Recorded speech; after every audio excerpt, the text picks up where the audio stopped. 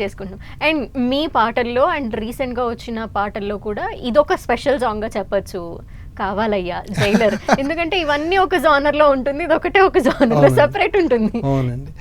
'కావాలయ్యా' అనే పాట ఖచ్చితంగా నాకు ఇంకో గుర్తింపు తీసుకొచ్చిన పాట అండి. చాలా గ్లోబల్ ప్రపంచ వ్యాప్తంగా చాలామందికి చేరువైన పాట. అవును. వారు చూడండి తమిళ్లో కూడా వారు తెలుగు పదాలను పెట్టుకుని ఆ పాట కూడా చాలా ప్రాముఖ్యత వచ్చింది అక్కడ కూడా. అలాగే తెలుగు పాటకు కూడా అంతే తీసుకురావాలి. ఇప్పుడు నేను ఇందాక చెప్పినట్టండి, ఉన్న పాట అందాన్ని మార్చకూడదు, అండ్ మన పాట కూడా అంతే అందంగా అందరికీ వినిపించాలి. అలాంటప్పుడు దాన్ని ఎంత తెలుగు వరకు దగ్గరగా తీసుకురావాలో అంత తీసుకొస్తుంటారు. దాంట్లో మధ్యలో ఇందాక చెప్పినట్టు లిప్సింగ్ కూడా కొన్ని ఉంటాయండి, దానికి తగ్గట్టుగా రాసుకోవాల్సి వచ్చింది.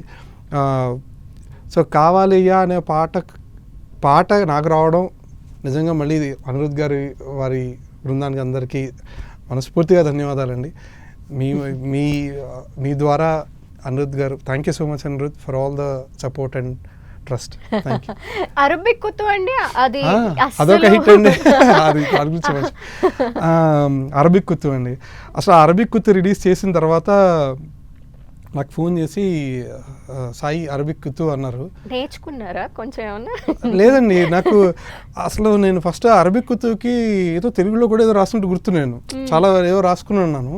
అంటే దాని తర్వాత వాళ్ళు అన్నారు, లేదండి అరబిక్ కుత్తు ఆ లైన్స్ ఎలా ఉన్నాయో అలాగే ఉంచేద్దాం, ఎందుకంటే అన్ని చోట్ల చాలా మందికి అర్థం వెళ్ళిపోయింది, అండ్ ఇంకోటి దానికి అర్థం లేదు, అదొక రకమైన వాళ్ళు జిబ్రిష్ ఏదో అంటారు, ఏదో అర్థం లేని ఒక శబ్దం అంతే, ఆ అర్థం లేని ఒక శబ్దం అండి అంతే.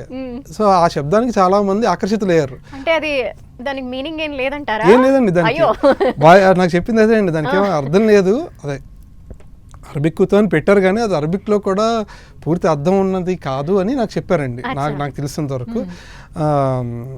అలాగా మిగతా పాట అంతా పూర్తి చేయడం జరిగిందండి. మీరు తీసుకొచ్చారు కాబట్టి నేను అడుగుతా.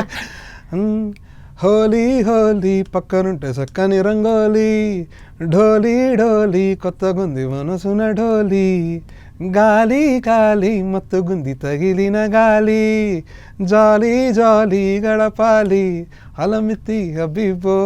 అలాగా ఆ పాట రాయడం జరిగిందండి. మంచి ఆదరణ వచ్చిందండి అసలు ఆ పాటకి. నాకు రాసిన తర్వాత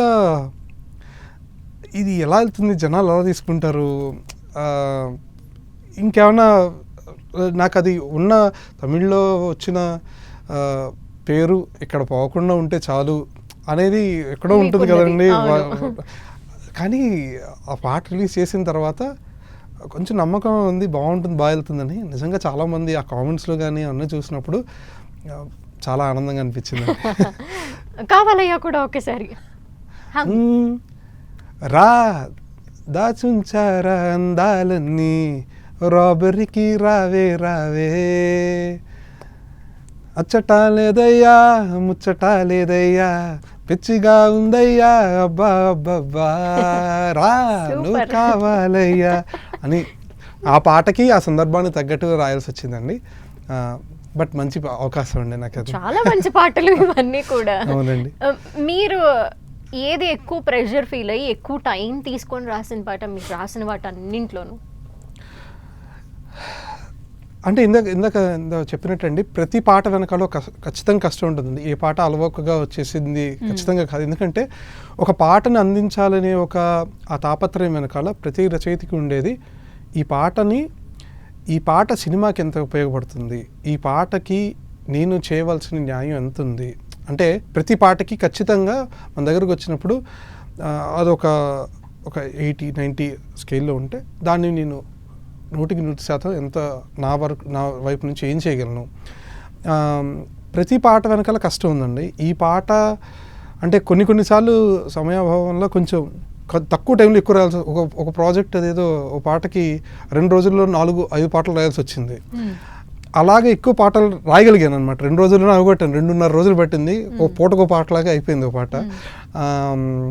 సో అది ఐ థింక్ కష్టపడిందని కాదు కానీ అలాగా తక్కువ వ్యవధిలో వచ్చిన పాటలు కూడా కొన్ని ఉన్నాయండి. యాక్చువల్లీ కొంతమంది డైరెక్టర్లు చెప్తారు స్టోరీ రాసుకునేటప్పుడు బ్యాంకాక్ వెళ్తాము లేదంటే ఇంకెక్కడైనా మంచి ప్రశాంతమైన ప్లేస్లో కూర్చొని ఎవరిని కలవకుండా ఇలా స్టోరీ రాసామని చెప్తారు. మీరు కూడా పాటలు రాసేటప్పుడు ఏదైనా స్పెసిఫిక్గా మీకు ఇష్టమైన ప్లేస్ అలాంటివి ఉన్నాయా? ఏం లేదండి, ప్రశాంతంగా రాజమండ్రిలో అయితే నేను మా ఇంట్లోనే కూర్చొని అక్కడ పాట రాసుకునేవాడిని కాలేజ్ రోజుల నుంచి. నేను ఇందాక అదే చెప్పాను కదండి, నా పుస్తకం నా నోట్బుక్లో ముందు నా లెక్చరర్స్ చెప్పిన పాఠాల కన్నా వెనకాల నుంచి పాటలు ఎక్కువ ఉండేవి. నేను పాట రాయడం అక్కడి నుంచి అలవాటు అయిపోయిందేమో అండి, చిన్నప్పటి నుంచి చుట్టూ జనం ఇలాగా.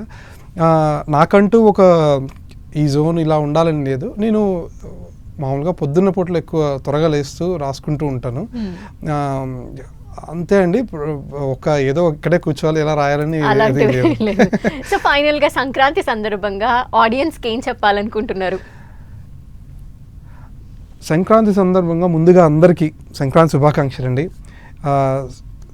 ఈ సంక్రాంతి అందరికీ మంచి ఆరోగ్యాన్ని ఐశ్వర్యాన్ని ఇవ్వాలని మనస్ఫూర్తిగా కోరుకుంటూ, ఇంకా మంచి మంచి సినిమాలు ఇవన్నీ రాబోతున్నాయి. తెలుగు సినిమా ప్రపంచ ఖ్యాతి పొందుతోంది. సినిమాని సెలబ్రేట్ చేసుకుందాం. మాలాంటి వాళ్ళని మీరు అందరూ ఆదరిస్తున్నారు, దానికి సర్వదా ధన్యోద్ని. అంతే అండి. Thank you so much. Once again happy Sankranti, హ్యాపీగా జరుపుకుందాం. థ్యాంక్ యూ అండి. సంక్రాంతి శుభాకాంక్షలు. సంక్రాంతి శుభాకాంక్షలు. థ్యాంక్ యూ అండి. ఇది వాళ్ళ స్పెషల్ ఇంటర్వ్యూ. చూస్తూనే ఉండండి